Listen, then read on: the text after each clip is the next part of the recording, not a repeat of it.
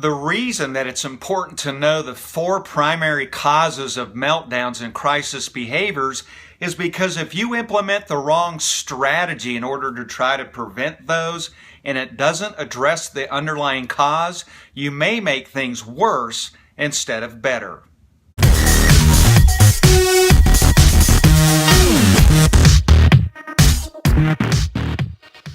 Before you decide to do anything about being proactive in addressing a meltdown or crisis behavior, you need to know the reason why it occurred.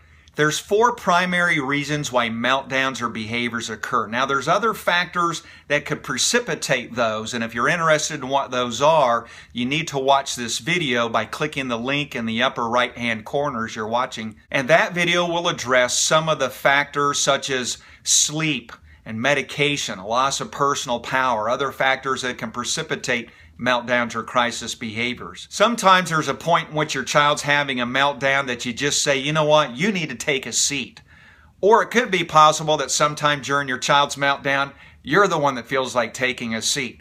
I've been there and done that for both of those situations. But I mentioned the word seat because that's the word that I want to use as our acronym to remember the 4 primary causes of meltdowns. One primary reason for crisis behaviors or meltdowns is sensory related, and that's what the S in seat stands for.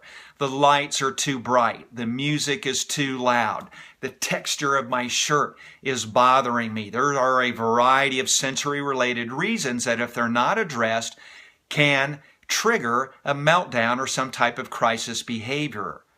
The E in seat, which is the second primary trigger, is for escape. In other words, there's something that your child doesn't want to do. It's time for homework and he or she doesn't want to do homework. They want to escape that situation. You've asked them to do a chore. You've asked them to get ready for bed. It could be a variety of reasons, but trying to get out of a demand that someone's asked them to do, escape, is another primary reason why kids engage in meltdowns or other crisis behaviors. The A in seat is a third reason, and the A is for attention. Sometimes kids engage in meltdowns and other crisis behaviors because they're not getting attention. For example, when my boys were younger and nonverbal, if they were behaving well, I was probably doing something else because as a single parent at that time, there were a ton of other things I needed to do.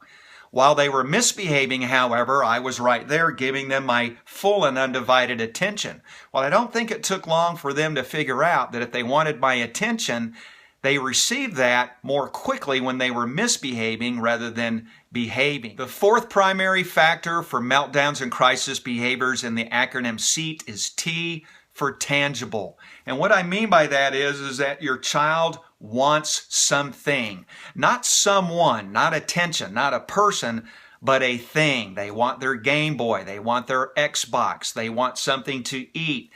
Anything that you could think of that your child wants, access to that tangible item, wanting that tangible item and not being able to get it, or not having the ability to communicate the fact that they want it, is another primary reason why meltdowns and crisis behaviors occur. So that's it. The 4 primary factors of meltdowns or crisis behaviors is found in the acronym SEAT: sensory, escape, attention, and tangible. Now listen, meltdowns and crisis behaviors can cause a lot of frustration. Click on the link above to watch a video on how to better manage your frustrations during meltdowns and crisis behaviors. Listen, if you have any comments or questions, leave them in the section below, and while you're at it, subscribe to our YouTube channel.